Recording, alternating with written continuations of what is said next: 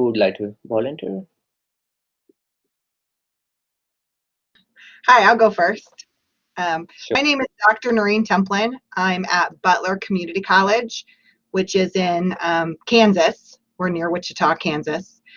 And my area of research expertise, I guess, has become developmental education, particularly English developmental education at the community college level.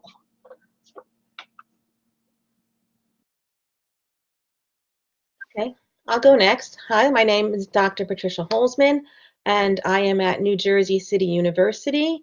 I guess my interest has been technology accommodations, and it is mostly for students with ASD entering post-secondary education. Next. I got it. Hey folks, I'm Lindsay Hammond. I'm a third-year doctoral candidate at the University of Georgia in the Institute of Higher Education, and I study mostly community colleges, public policy, workforce development, and stratification, and the way those four things intersect. Hello. This is Antigone Papadimitriou, professor at Johns Hopkins University. I'm in Baltimore, local. My area of research related to higher education, organizational change, performance, leadership, and also with community-based participatory mixed method research. And I will explain more as soon as we will stop. And thank you very much for the invitation, and I look forward for our conversation. Same here.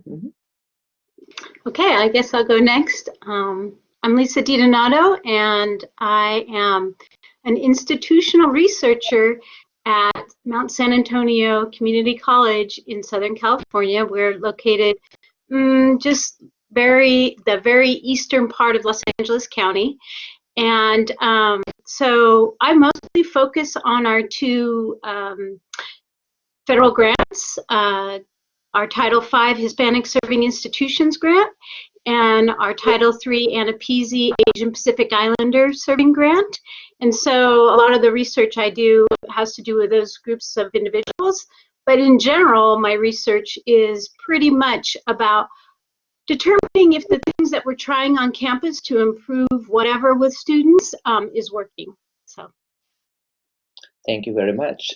Now I would like students to, say some brief your introduction. I know you are listening and the microphone is off, so please turn on and you can say your names, your affiliation, interest, although I have shared the names to our guest speakers. Go ahead, whoever wants to start. Hello, so my name is Karla Bailey, and I am obviously a student here at Morgan State University in the doctoral program here, and I'm really excited about this panel. I've been looking forward to it since I actually saw it kind of on the syllabus sort of, so I'm just really excited to kind of exchange and dialogue a little bit about mixed methods with everyone. Next.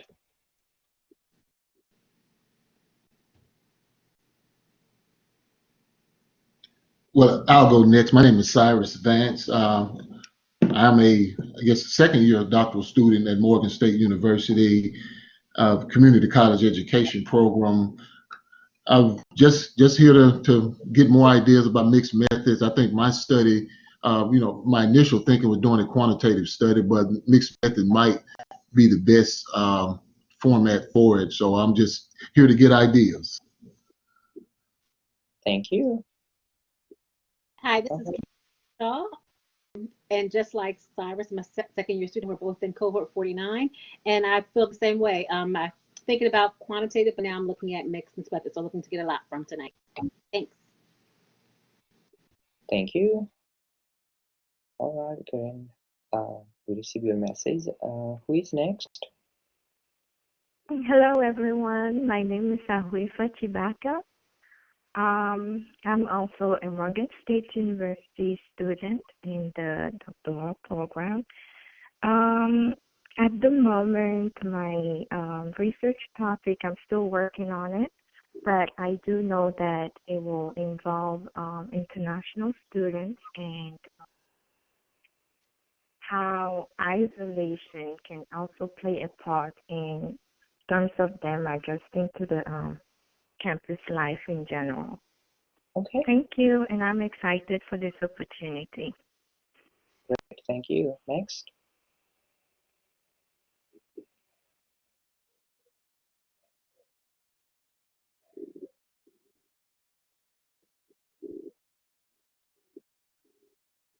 Um, Guys, if you are speaking, unmute your buttons, microphone, so we can hear you.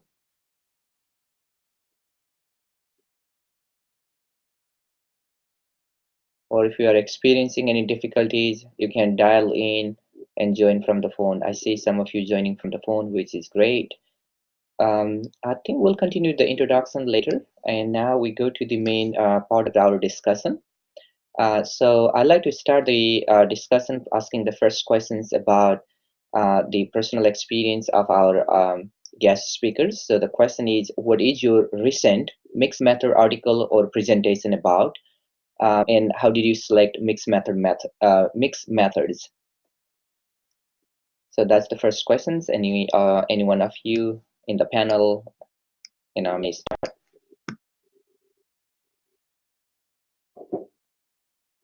I'll start. Sure. Can you hear me? Okay. Well, as I said, my mixed methods was on technology accommodations for students with autism spectrum disorder. So I was interested in what technology accommodations were being offered, how they were being offered, how they were being evaluated to pair students with these accommodations, and how this was happening and who was in charge of it. So I will say that I thought I was more of a qualitative person, and I did not think that my strengths were in quantitative, but once I had a clear topic, I knew I had to do mixed methods.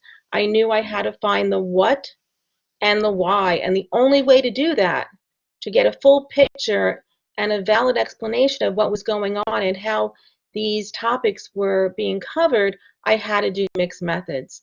I'm not going to say that there was not some difficulties along the way, and you have to stay focused and stay on track and make clear points for you to follow through. But and I did select sequential explanatory, which also people would say generally that someone who's stronger in quantitative would select that, because you're doing your quantitative first and building your qualitative from that.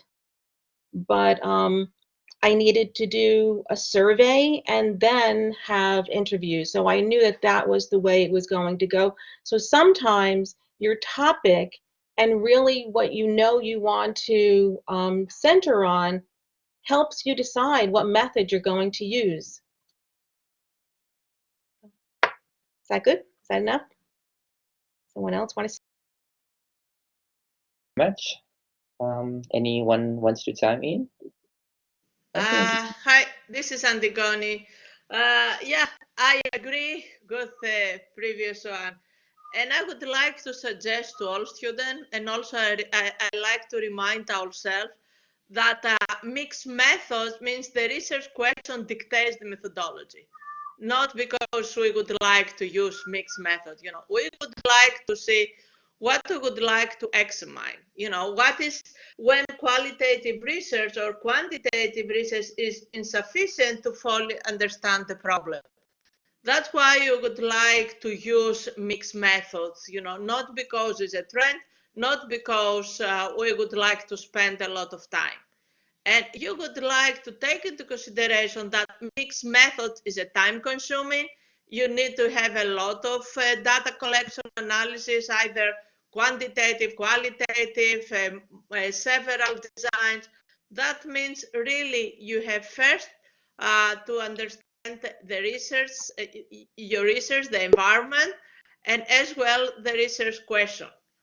Currently, and I'm happy to answer several other questions if you have about the particular mixed method research. most of my studies so far dealing with mixed method research, and because I deal with several phenomena, strange phenomena, organizational phenomena, and I was very interesting to know several relationships between routines, let's say quality management, performance improvement could be student learning outcome assessment, and other university or colleges characteristics, and the environment of this particular organization. And for this particular purpose, I had to use mixed method research. Also, at the same time, I use a theory in order to explain those phenomena.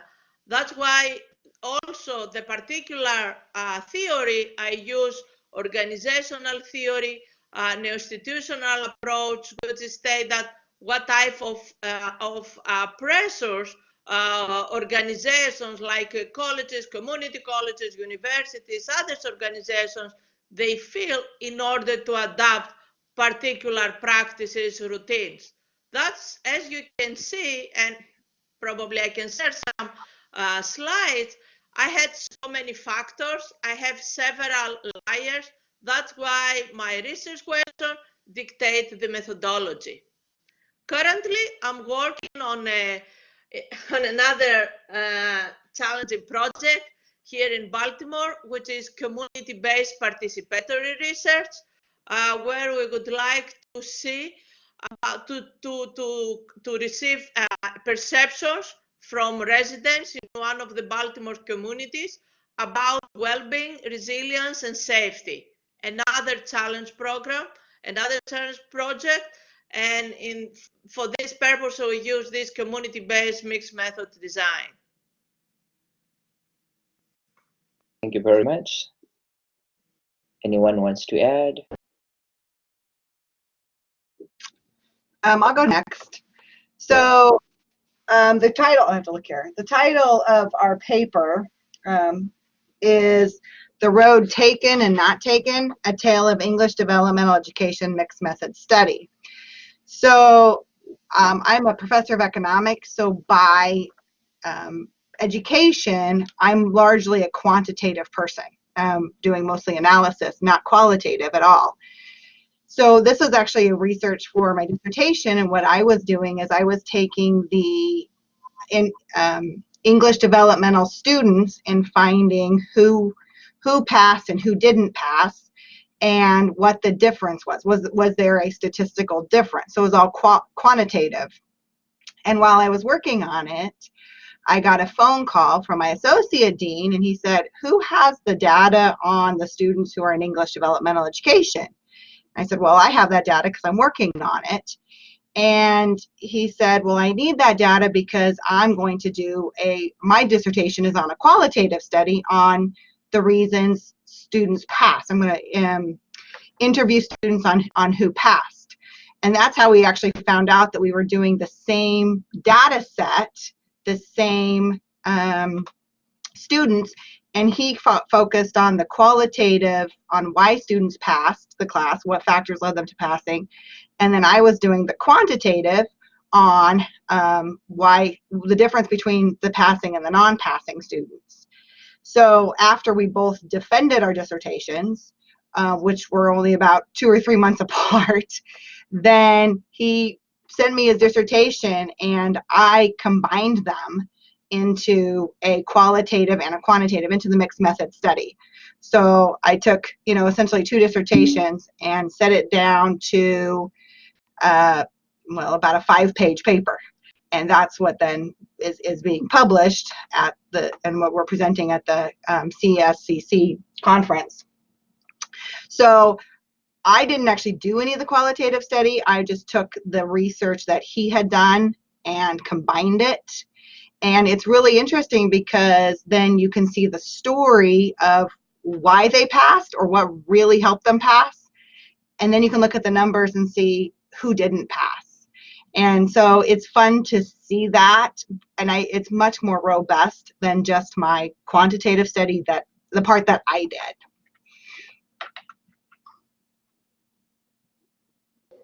So that's it. Well, I guess I can go next. So I'm going to be in the same presentation roundtable at the Study of Community Colleges Conference, whatever it's called. But last month I presented also on mixed methods at the League of Innovations in New York conference. And the focus of that presentation really was to encourage researchers and also practitioners to use both as many types of research, quantitative, qualitative, as they possibly can, and to think about the ways that it's useful to use either one of those, particularly so from the lens of, so if some of you aren't aware, I'm that an institutional researcher, we pretty much do whatever project comes our way. I'm a little bit different in the fact that I work on these 2 grants, and so by what we've told the federal government that we are planning to do, I have to make sure that we have outcomes for those things. And so in particular, the Asian Pacific Islander grant that I work on, we have some qualitative outcomes like confidence and let's see, I think there's one about self-identity too. And then we're on our 7th year of that. So in the first 5 years, we had some other ones. So those require a little bit different kind of qualitative measuring amongst our students. And also the other part of my presentation was to talk to those who are in the community college and trying to maybe show to those that are above them and the funding sources that their projects and their programs are beneficial for students. And one of the things that I recommend, and I recommended in this presentation, is to use use both types of data, because one sort of data will speak to some people and other types of data will speak to others. So one of the things that we have found to be quite useful, especially amongst student services folks, are the more qualitative kind of things. Maybe a video, maybe an interview, maybe a story or something. They hear the stats, but it doesn't register as much with them. And then for those who have to figure out how much something's going to cost, those stats make a big difference. And so that, in a nutshell, is kind of where I'm coming from. Lisa. All right, I think that leaves me, right? Sure, yes. I'll go either way. So the paper that I'm presenting at CSCC evolved from a collaboration with a student who was in his master's program at UGA and is now a 2nd-year doctoral student at UCLA. And so I want to make sure that his name is mentioned. His name's Austin Like, and he's wonderful and will be joining me in San Diego. The project came out of kind of 2 main bodies of work and then has 3 research questions. So the first body of work is an emergent body in sociology that combines geography with stratification. And so it's the idea essentially of looking at the way geographic space and one's location impacts opportunity structures, or lack of opportunity structures, as it often is. And then the second thing came from a new area of quantitative research for higher ed. It's being done other places, but a lot of spatial analytics and mapping. Kind of the 2 main ways that bias is introduced, or it's thought that bias is introduced in qualitative methods right now in higher ed, is through omitted variables, or it's through omitting spatial autocorrelation. And so this attempted to address the spatial autocorrelation piece. So what we ended up doing was looking at semester to semester retention rates for community colleges across the nation. We tested first to see if there was spatial dependence, and there was. So then we used we used a LISA statistics to identify whether there were institutions that were clustered in similar areas. And so we found 4 different categories of areas where there were institutions that had high retention rates, that were in areas with high retention rates, institutions with low retention rates who were in areas with high retention rates, and then the converse of that. So low institution retention rates in an area with low retention, and then kind of a bright spot, a high retention rate in an area of low retention rates. So we ran the analysis from that, and we weren't satisfied with knowing the what, because we really, we're not just researchers who put on white caps and walk around and don't think that things matter to students, because they do. And what we found was there was clear clustering of institutions within state borders, which was exciting because to me that meant there's something going on at the state policy level that perhaps we could figure out, what it is and what we could do about it, and then share that information with folks. And what I ended up figuring out, I selected a sample of 6 institutions or 6 states that were near neighbors but had opposite patterns. So it was maximizing variation in my sample selection. The only thing that emerged from that, and I looked at a wide variety of indicators from socioeconomic things, state political things, governance structure, organization. The only thing that stood out as consistent across the groups was that in states with centralized community college governance structures, they had high clusters of retention rates. Thank you very much. Yeah. Here we get a variety of responses, and which is nice, that it started our interest in mixed method research. For me also, my personal journey is something similar. I did a couple of articles using mixed method, but not knowing what mixed method was, because I was more interested in qualitative and quantitative nature of data. And in one of the research project, I was asking students why they chose that particular college or university.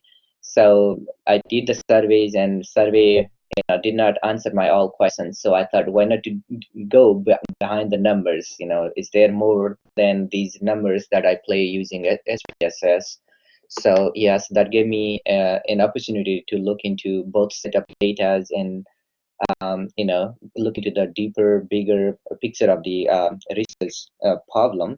And as Antigone said earlier, mixed method depends on based on the research questions, the need in the field, and there are many factors that may control the types of mixed method or the outcome that we get from the research. And also glad that this is also interdisciplinary or multidisciplinary in nature. It's noted from the economics or mathematics or organizational theory, education. Now it's spreading, which is nice, and I guess that could be one of the dreams of Dr. Creswell, when he envisioned the project. So I know we have answered some portion of our second questions, but I'm going to read it again, and if we have any additional thoughts, comments, we can follow up. The second question is, why mixed method, qual and quant, is important in our field, and how do you balance your expertise or experience using qualitative and quantitative study? Some of us may not be expert in both qual or quant. How you are enhancing your skills, or are you working in a team? How do you manage the skills or expertise in both areas? Anyone can volunteer? Sure. I'll go. I was not working in a team because my study was for my dissertation, so I was all on my own once. It was a cohort program, but once you start your dissertation, you're on your own. But I had something that, even though I think I kind of answered that, my quantitative being first and my qualitative being built upon that almost could not have happened, because I decided to do 2 middle states accredited states. I did all the public 4-year institutions and community colleges in New York and New Jersey. I sent my survey to the directors of specialized services at those institutions. That's 110 institutions. Thinking that was going to be enough, that I am going to get, these are professionals, I work for a university, I'm doing my dissertation on the topic of exactly what they do for a living, how they provide accommodations, technology accommodations to the students entering with ASD. I thought, well, maybe I will get 50. I did not 40, not 30, not 20. So now I have detailed IRB that is approved, that I am going to send out these surveys. I am going to have the survey open for 3 weeks. On the second week, I am going to send out a reminder. I now have to go back to IRB and say, can I send out a third reminder? They said yes. Now I'm still not getting enough. Can I then add all of the middle states accredited states? I have to go back to IRB. They say sure, because I'm just trying to increase my sample. So I just wanted to show that it's not always what you expect is going to happen. So then I added Delaware and Maryland and Pennsylvania. I left out Puerto Rico and the Virgin Islands because that was not to right after Irma, and so obviously I excluded those places, and I still was not getting enough. So I had to go back to IRB and say, can I professionally beg? Is there a way that you will allow me, because that's the only way to say it, I professionally begged people to fill out a 22-question survey that was extremely simple because it was what they did for a living. So eventually I got what my committee said was going to be enough, and then it was time, but people had to agree to be surveyed, to be interviewed, and I did not get enough people to agree to be interviewed at first, because I had to interview people from four-year institutions and from community colleges, because they would not want to be mixed. They would want their results to be separate. So again, I had to go to IRB and say, could I now again go back to the people who actually completed the survey and professionally beg again? And so this is the process. You might have to deal with IRB a multitude of times. It might not be like, I send in my IRB. So please, my advice is send your IRB in as soon as you possibly can. So this way, when these roadblocks happen, you actually have enough time to get your work done. And eventually it all worked out, and the people who interviewed me, who were willing to be interviewed, were fantastic and gave me a wealth of information. But remember that as we discussed, mixed methods takes time because you're doing all of it, but also there might be these roadblocks, like I said, along the way that you might have to just change course a little bit, do some tweaking, and beg. Yeah, that's what I did. I begged. Okay. I can jump on. Yeah, I understand you very well. And maybe students, means okay, colleagues, they would like to know that there is a long story behind mixed methods, And I started originally I'm from Greece. When I started my dissertation, I started in Greece. However, I thought that, means presidents, they would like to reply. I had high expectations. At the same time, it was I was looking for quality assurance, what happened and why universities adopt or not. At the same time, this particular topic was very provocative. I would suggest students, they would like to think about their studies a little more proactively, to see what others they think about your study. As researchers, and also students are researchers, and because I study in Norway, in the Netherlands, PhD students, they are junior researchers, they are not students. We would like to increase the response rate, we would like to succeed. However, we would like to explain in details the study. people, all participants in the research, they don't have the same particular interest. That means need to be proactive instead of reactive. In the beginning, when you develop your, in my case, actually, I have to move. I start my dissertation in Greece and I complete it in the Netherlands because people, they thought that I'm coming from the ministry. They didn't want to participate. And that's why there was a lot of issues. And then I decided to move from Greece to Netherlands to complete. And then that's why my study is a multi-level mixed method design. And I'm very happy that I did that one and not stay in Greece. Now, with my, I will share another example with my PhD student. He has a mixed method research about community of practice in high schools. However, he's dealing, this is a mixed method research. However, he's dealing with an IRB at Hopkins and IRB local at the school level. That means it's really time consuming. That's why we would like, as a researcher, as students, just to think in advance all possible options in order to gain time and not go back and forth. Better in RB proposals, application, to include all possible options that we would like, and maybe in reality we will never use it, but at least let's have it as an alternative to collect the data. As a researcher using mixed method, I would like to share that it's a challenge. You need to be, you learn through this journey.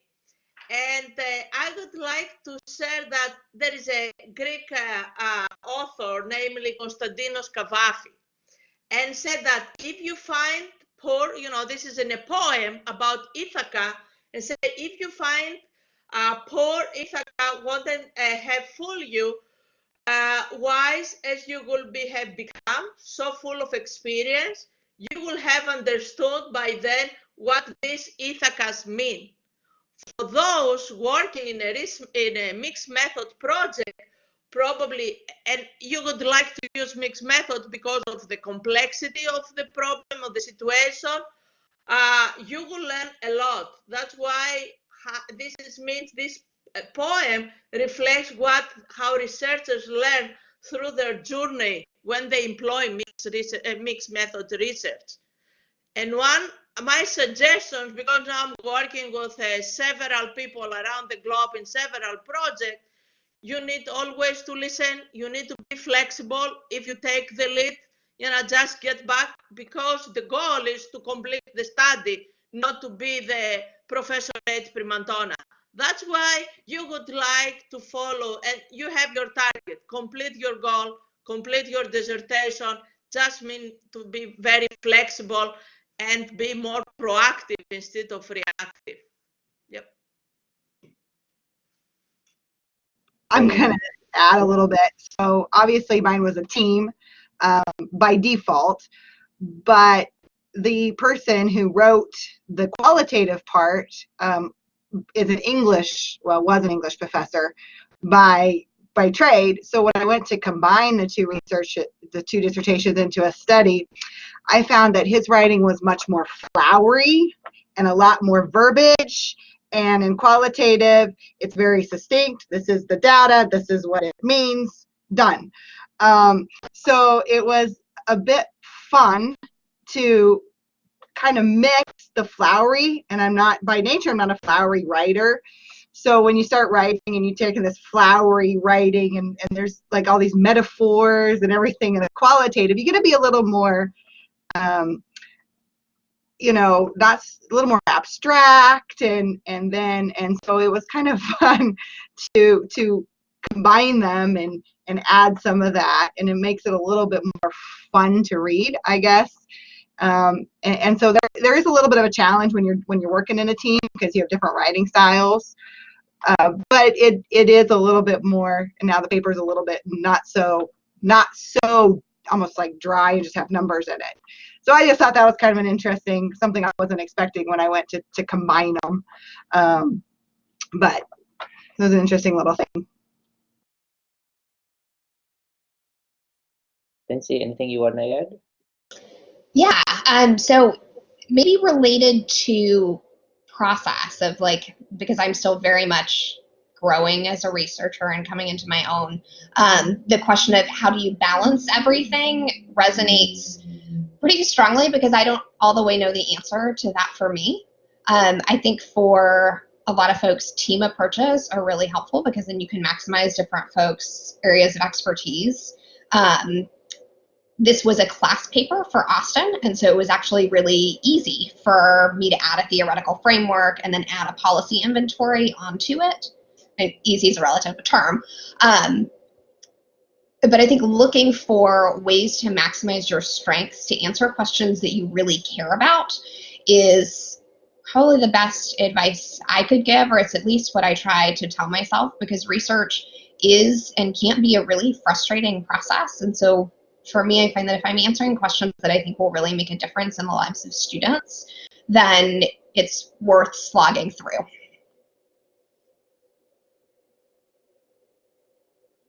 Thank you. Yeah, to add with that, my personal journey has been slightly different. I'm also more focused on quantitative research, so the numbers, SPSS, these are the much easier since I have done a lot in my grad school and is a part of the helping other doctoral students as well. So for me, the challenge was the integration, the mixing both qual and quant, how these questions are answered based on the responses I get from the surveys as well as from the interviews. So for me, the time-consuming process was for these interviews, transcriptions, coding, and then triangulating the data and those things. And sometimes I had to check with these members for the validity, reliability of these responses. So that was quite a bit, it took me for a while. But after doing a couple of research on qualitative research, and it was easy, and I found more interest in qualitative studies rather than quant. Studying this, listening the stories of the people gives me the better pictures of the topics and try to compare with the other scenarios. So after hearing all of you, actually this is a great. I was listing the some of the tips and suggestions that came from our discussion. So I highlighted 6 major point here. We talk about the sample size, how we can increase, and this is the number one challenge, and that's what even my doctoral student now are, encountering, experiencing this challenge. And then sample size in any online surveys is pretty low. It's 10% or less. And I happen to write one article on how to increase sample size on online surveys. And then second, IRBs, depending on the schools that we are in, some of these, IRB committees are very, challenging. They have a different timeline and that may not work for our students. So IRB, that's also a great way to start ahead of time to do that. Then another third point was the audience. When we write, we should have our audience in mind. It's not local, but also international audience in mind, so that our writing is global rather than local. The next challenge we talk about the the having a realistic project, a doable project, so that you can finish on time. Your goal is to graduate as a doctoral students, and once you graduate, you can choose any topic, any method approach that you like. And the last but not least, we focus on technical writing. Writing dissertation is very much technical writing, and many of us who are very good at fictional writing, writing in prose, this is something we have to keep that writing style away and then focus on technical, more detailed writings following the writing manual. I think most of us use APA, writing manual, and just focus on very technical writing rather than being now. So that takes us actually to the third questions that we were talking about here. And the third question has 2 parts. The first part is based on our professional personal experience. We want to know what are the issues that maybe need further research in our field. Some of us from higher education or organizational theory or economics or education. So in your personal experience, what are the topics that you suggest in community college particularly or in higher education? And I know 3 of you are attending the Council of the Study of Community College conference very soon, I guess next week. So I'd like to hear your suggestion that some of the topics that you think most important or the quite demanding in our field, then we'll have a second part of the question is your suggestion, some of the tips for our doctoral students who are interested in pursuing a mixed method research down the road. Anyone wants to start? I'd say that completion, everything that's come from the completion policy convergence starting in 2009 is really interesting. So what are things that help students complete? How do they persist? Those are really important questions to answer. I think it's important to maybe study initiative fatigue and what's happening as campuses are asked to do more and more and more, not often with increased resources. I think that's a really important story to tell, and policymakers need to be aware of that. And then a lot of, I believe, because so much attention has been drawn to community colleges recently in the policy eye, that there will be more and more questions about measuring success. And there's a conversation that needs to be had about what does success look like in community colleges, because most policymakers just don't understand that it's different oftentimes from their experiences or what they think of when they think of varsity blues or admission scandals.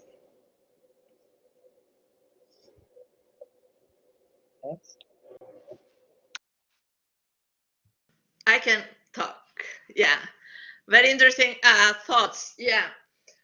For those in community colleges, even if I have an interest in higher education in general, broadly, not only because I see universities, colleges, all those organizations. And I would like to see a research project related with the differences between administrators in community colleges in higher education. What challenges they face and how they support. That means this is a comparative perspective project. This is going to be very interesting, and I don't think that there are a lot in order to compare means administrators, middle level or between universities and community colleges. What is the mission and how they would like to approach, what is the focus? Another study that probably means community college researchers they would like to pursue will be retention, of course, and graduation. Another area that really is very important, and this is my forthcoming interest, because I'm working a lot about the third mission of higher education, how universities, colleges connected with the society, and community colleges by design related to the society. That means I would like to see how those universities, how those colleges, what type of routine strategies do they have in order to connect community colleges with the society, the impact, how we can measure impact, how they contribute to the development of the particular community, either in Baltimore, in New York, in Los Angeles, in several countries. What is the contribution of community colleges to the local society, and how will what type of routines do they use? What type of collaborations? And this is my forthcoming research project, actually. And another area that maybe community research would like to pursue is about social innovation. And social innovation at community colleges doesn't relate to the employability, related to the development of the community. And those areas need to be, we have limited research in this area, how they connect it. And most of the community colleges students, after the graduate, also they're working at the same time. The majority, they said that they're full-time or part-time employed. That means how will engage them? How will improve this particular mindset in social innovation, in entrepreneurial? That means I don't see really a lot of differences between higher education and community colleges, because you would like to see how you can contribute to the society, how you can see these outcomes as a public good, and what means for the student, and what it means for the output of the community college. This is, I would like to suggest just students, and I'm happy to hear about to think this more issues, how to connect colleges, community colleges with the society, and what is the impact of those institutions in the society. And also comparative perspective, what happened with different colleges, for instance, in different countries, low-income countries, just connect to see how we can just share best practices. This is the way how I would like to see more research on community colleges. And also those research questions require mixed method research. Awesome, thank you. There's a lot of research to be done in developmental education, especially at the community college level, because we have so many students that are coming in that cannot read, they cannot write, they cannot do math. You know, and there's a big push on, are we placing them correctly? How do we educate them? I had the opportunity to sub for a reading instructor, and they were supposed to be reading, and it was an eye-opening experience when these students, my first grade daughter could read at a better level than they could. And how do we educate them? How do we retain them? How do we complete them? What's success? Because for some people, it's a matter of they just have to know how to read. And, you know, ACT tests, so do use ACTs. There's a lot of study, research going on about GPA. You know, should we just place them by GPA? How do we educate them? You know, what if they're can't read, write, and do math? You know, and so developmental education is especially the community colleges, and I know like in the state of Kansas, the university level cannot provide developmental education. It is all done at the community college level. And California has just changed. They've just had a new policy where, you know, they're not allowing multiple levels of developmental education. So there's a lot of issues, a lot of research, California, a lot of research to be done in developmental education. And there's a lot to be done both on a qualitative and a quantitative side.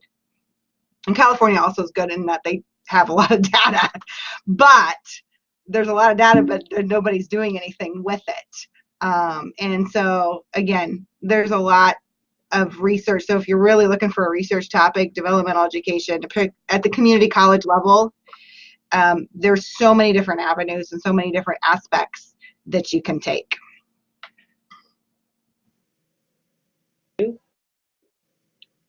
Lisa?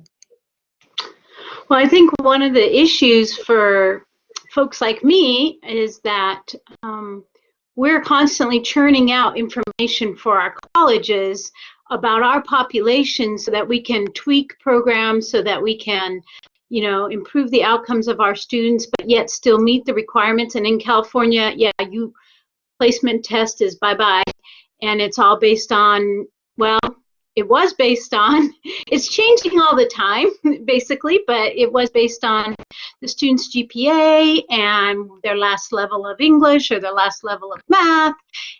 But now I understand the next iteration is they're going to self-place themselves.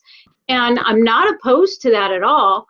But part of the problem along with that is that we are also saying that we don't have any developmental students anymore. Somehow that's gone away. By doing this new placement, we now have all college-ready students, and we're reducing the number of our developmental courses dramatically.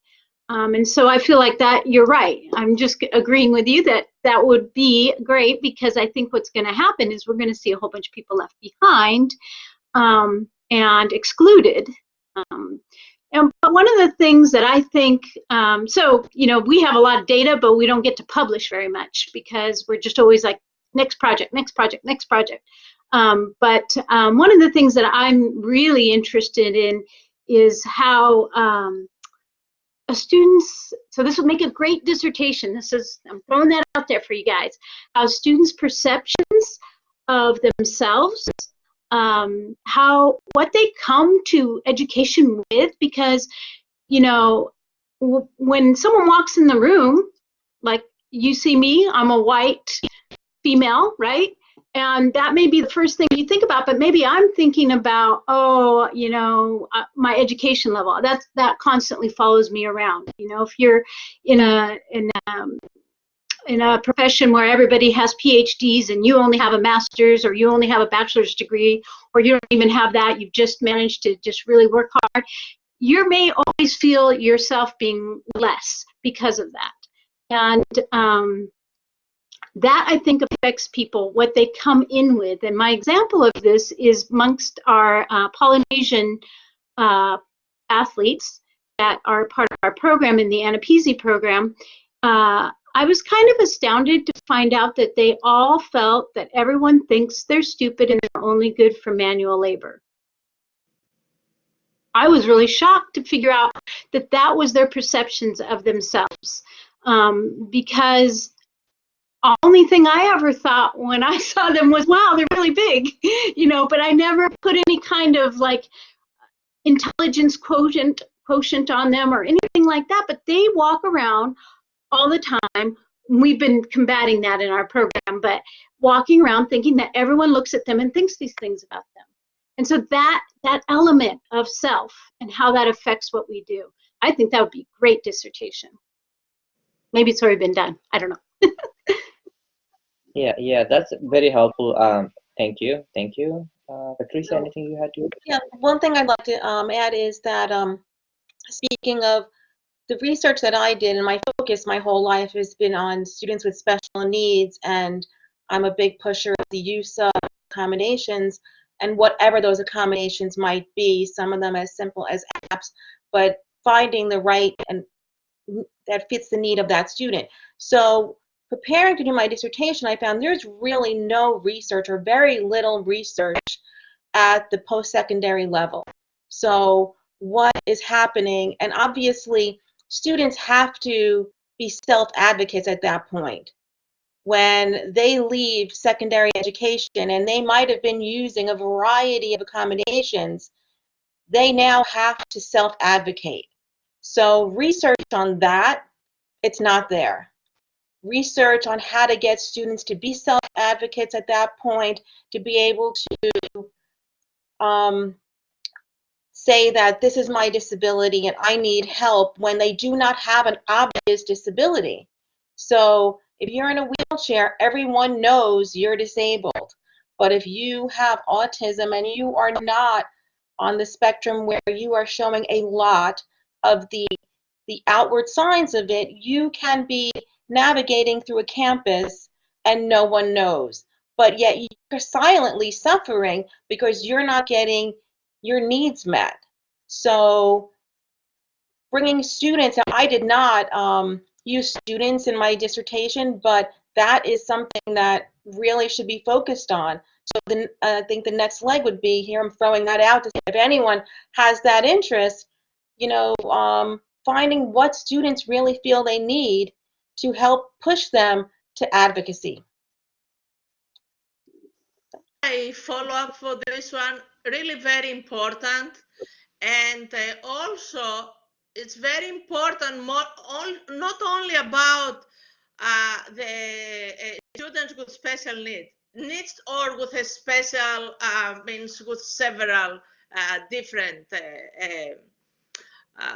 needs. Need to see research and maybe support and share the data with faculty. That means they're going to the university, they have all those individual characteristics. Faculty, they don't know anything. They don't know how to help them. That means, what is the expectations? This is about confidentiality. However, at the same time, If I don't know what students do I serve, how will support better? Even at the online learning, even at face-to-face or hybrid, whatever is that. That means I don't know how I will change the process, because the process is there.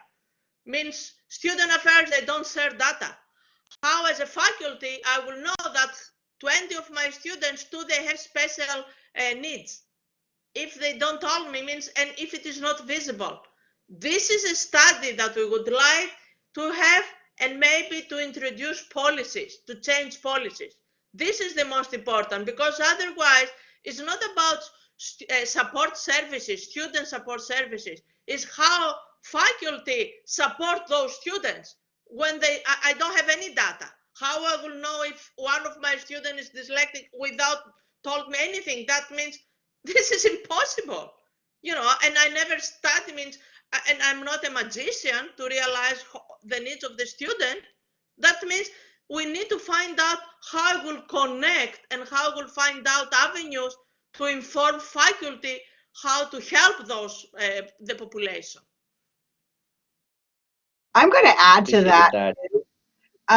because faculty perception, I am a faculty member at a community college, and I had my first autistic student, about 2 semesters ago, and I was totally unprepared.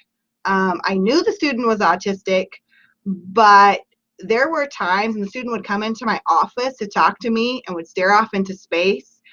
I actually was afraid that student was going to attack me based on the kind of the way that he acted. And so when you're talking about, autism, and, faculty are not prepared for any mental health issues that our students come in with. And I think that's a lot of research too to be done there, is what perceptions do faculty have on students with mental health, with autism? It was a different experience for me, and I had to totally change the way I performed the class for not only my safety, but for the safety of the students around me. Fortunately, I had a whole lot of football players that semester in my class, so I knew if anything ever happened, but I couldn't do any group projects. And he was severely autistic. So I couldn't do any group projects because I couldn't put him with anybody. He would stand up in the middle of class and stare at the clock. And so we had no resources to teach me what to do. I went to we have a disability services, and they're like, oh yeah, he's autistic, he's harmless. I'm like, okay, maybe, but I don't feel that as a female. And so I think that there's a lot of research to be done on what, especially at the community college level where you have no resources. How do we teach because the professors know their topic. They don't know how to deal with students with any type of mental health issues. And that's become a big safety issue too, I think. So those are some also kind of add to that. Yeah, safety issues, I agree, totally agree. I have personal experience, and I was, it is a shock, you don't expect all those, and I expected more honesty between student affairs and faculty, you don't leave them alone. Thank you. These are, yes, the very sensitive topics and hard to understand or, use in our everyday life. And I can totally feel it. Even my child is autistic now. I know what it means. And, that gave me different perspective to think about students. Prior to that, yes, I had done one dissertation. I mean, I supervised one of the doctoral dissertations. I didn't know much. Now, having one family members with, learning disabilities, it has given me different direction, different perception, and different ways of, taking care of the students. So, as a faculty member, right, we are not always prepared of all these challenges. And again, the panel, thank you very much for coming and coming out and suggesting different topics that you have experience encounter in your everyday life. And at Morgan being HBCU, majority of our students have looked into different direction on these areas that you have suggested. So far as the dissertation I have looked into, chaired, they have looked into the leadership roles, male, female leadership role, presidents and their perception of community colleges. They have done some research on the college website, particularly the community college website, and how new students make decisions to go that college. They have also looked into the teaching role, faculty load, part-time, full-time faculty, their teaching pedagogy, latest technology that help students complete the program and completion, retention. But many of these dissertations are from African American males or females or from HBCU, and very few in non-HBCU or comparative perspective.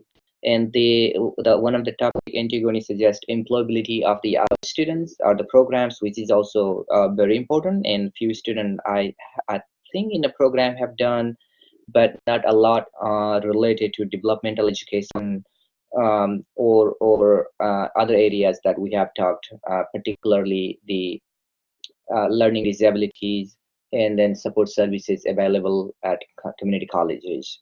So again, thank you, appreciate it. We have reached almost the top of the hours. In the last few minutes, then we'll take the student questions. I know they have been waiting for so long. Any one of you have questions, please turn on your microphone and feel free to ask questions to any of our guest presenter.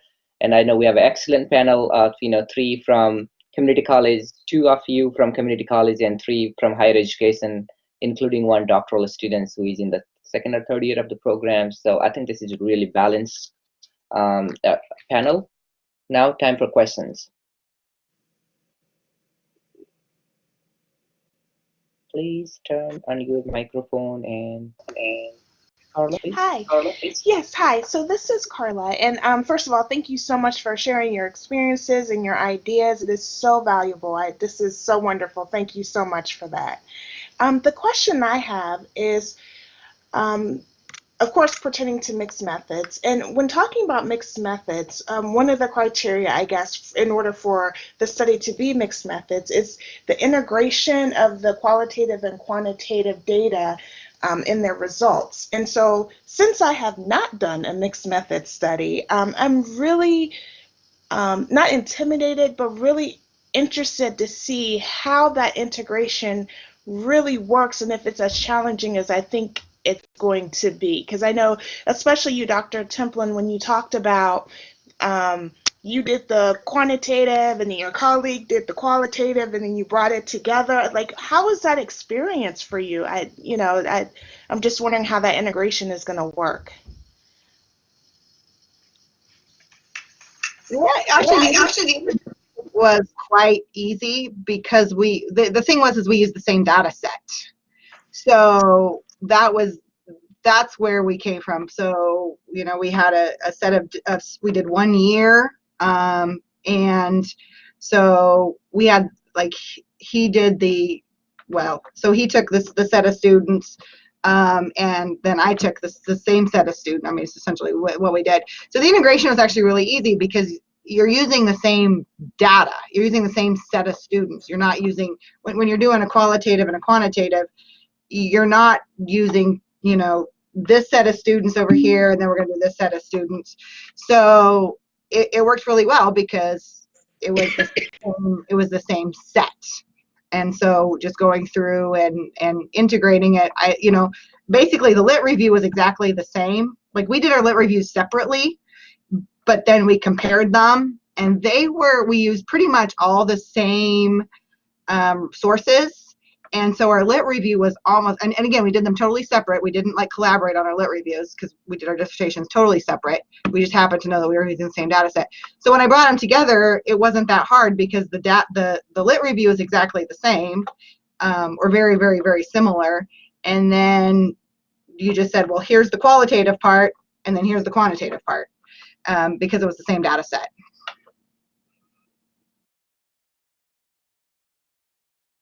So just as a follow-up to the rest of the panel, has that been your same experience with the integration, or what challenges have you faced with that?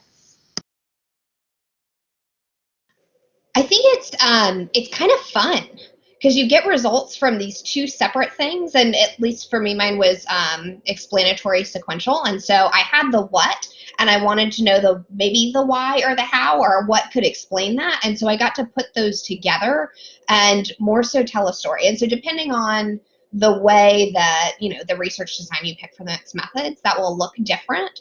But it was really nice to be able to answer a more full pictured question and be able to say, here's what I really think is going on, and then here are my questions for future research, instead of saying, I did this this quantitative study, and someone really needs to go and do the qualitative follow-up, because I land in that space so often. I agree with Lindsay because I think I found the same thing. I was surprised by my quantitative results and why these things that I thought might be happening at both the four-year institution level and the community college, and they weren't. But at least when I got to the qualitative part, I got to hear the reasons why they weren't happening. And of course, a lot of it, as for people who work in higher ed of any kind, funding was basically the answer. Cooperation with the powers that be, all of those things. So I could have judged it one way by the quantitative, saying why aren't these people doing this? And then that would not have been a full picture. So it did blend easily once I had the whole story. This is a really nice question. Thank you for this question. And as soon as you complete your project, you know what is satisfaction. However, in the beginning, it's hard to realize how those integrated. That means my suggestion is to read some articles from journals like Journal of Mixed Method Research and focus on the methodology and what other researchers they did related to their research project.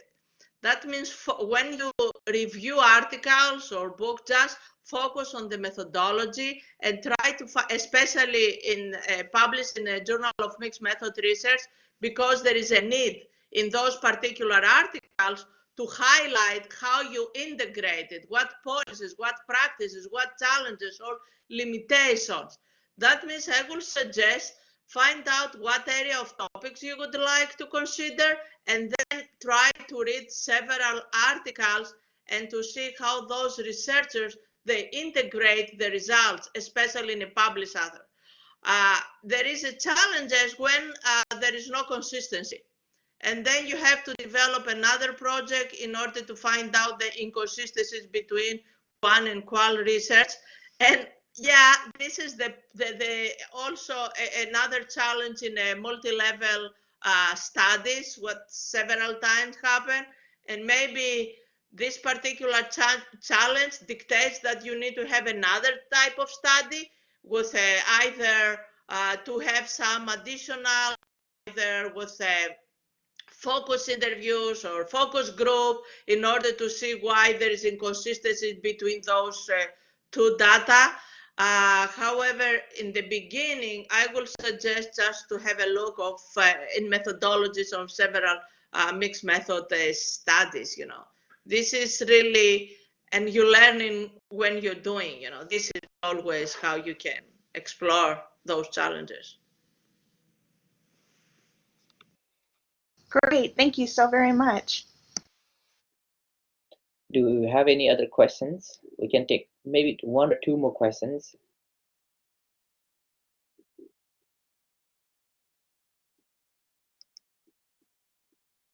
If you are encountering any issues, you can type your questions in the chat room. Or maybe if students they have questions, they can send us individually. Right. I know 14 of you are here online. Please let me know if you have any. Well, I have another question. Nobody else does. Earlier, there was a comment about being proactive to think about how others think about your study. Can we expound a little bit on that? That's very interesting to me. So how would we kind of go about doing that, and how would we kind of implement that? What are your thoughts on that? And this question is going to me, I think, yes? It is. Yeah. Proactive. That means you send a questionnaire to presidents or to administrators or to some students. That means you have some expectations that your audience, they know your research. That means you need to be explicit what is the purpose. You need to expand a little bit. Also, my suggestion is just to engage them with a little introductory. What is the focus of the project? What is the benefit? And why it's so important to participate? And this is the way how I would like to explain, to be a little proactive. That means make them to be sensitive about the topic. This is the most, you are, greetings, you are the leader, you know about the topic, or you are the student and your voice is, I would like to take into consideration your opinion, it's valuable. That's why I just make this a little introductory in order to develop, means to feel a little uncomfortable without answering. The other question, the other area is just you have to take into consideration that those at the top level administrators, usually they don't read emails. And another technique in order to be proactive, instead of sending directly to the rectors, to the presidents, whatever, just send it through the administrators and then follow up with a phone calls. Become a friend.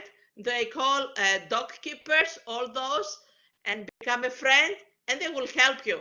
Just be honest. I need your support. Always administrators, they can find, just time to talk with the president. Can you see that? Don't expect that because you sent an email, they will read. They don't read emails. Think about that. That means you have to find another approach in order to approach those top, especially CEOs, whatever is at the top.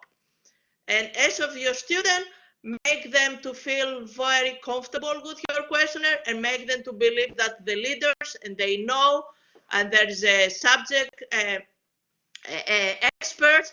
And then with this type of technique, you are more proactive in order to make them more accountable to reply. And also I have another, I can talk about hours about how to develop, because most of my studies, I have a high response rate with several countries and with several positions, but I spent enormous amount of time. Yeah. Thank you. Thank you very much. We would like to stop here. Again, appreciate all the panelists, coming out this evening and speaking with our students. And the Morgan has a policy to invite one, expert from outside to serve on the committee, doctoral committee. If you are interested, let me know. I'm more than happy to invite to join our faculty as a, committee member to serve on the dissertation. And again, thank you so much. We look forward to collaborating on some of the projects down the roads, and wish you all the best for three of you who are attending CSCC conference soon. Again, thank you. Thank you. Have a good night.